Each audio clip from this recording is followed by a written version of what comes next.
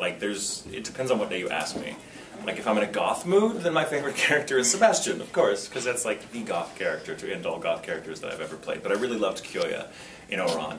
Kyoya probably is my favorite from an acting standpoint, because that was one of the hardest things I've ever had to do. Because I felt that Kyoya was a lot like me when I was his age, which was a while back. But it was kind of interesting because I had... you know, here's this kid in high school who was sort of playing this role among his friends. You know, he's the mother hen, the guy in the corner with the black book that takes everything down, the smart one, the less crazy than his friends. And that was sort of the role I played in high school around my friends, who were very much, like, all my friends in high school were archetypes of what you see in Auron. I'm like, I even had the crazy blonde friend who was always getting us into trouble and always, like, just had no sense of money. And was always like, let's come to school in drag! And, you know, that, I mean, it was crazy. And so, I'm serious, I'm dead serious. Like, we got into trouble so much in high school because of this guy, who was, like, the leader of this pack.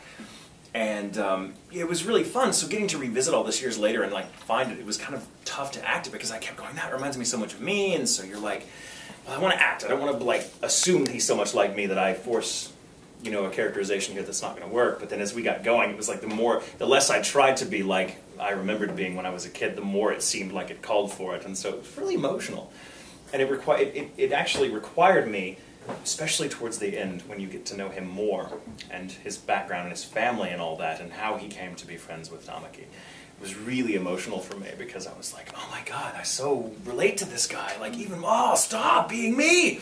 And it was really cool. I mean, that's one of the few times in the booth that I've actually cried, was recording for Kyoya. And not when it was done. I mean, we all shed a tear when it was done, but the episode, like one of the last ones. How long does it take to record an episode, or to get all the voice down? It depends. It depends on, because the way they bundle it when you're working in production is you'll have contracts, and a contract will be, say, 4 to 6 episodes of the series. And usually the next contract will go to the same director and all that, unless it's a show that has to just go out immediately, in which you'll have several directors, and you'll have one director working on this contract of, say, 1 through 6, and at the same time a director working on, you know, the next batch.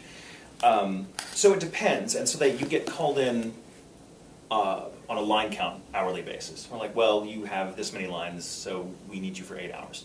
And those 8 hours might be 1 episode, they might be 4 episodes, it depends on how chatty you are. Like, Kyoya was typically, you know, 8, 9 hours for a contract, whereas, say, someone like Mori was like, oh, we got all of him done in a day, because he has, like, what, a dozen lines in the entire series.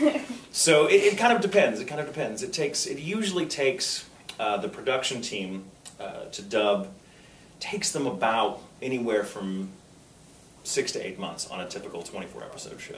These days, though, it's often quite a bit faster, because we have to just get it out the door.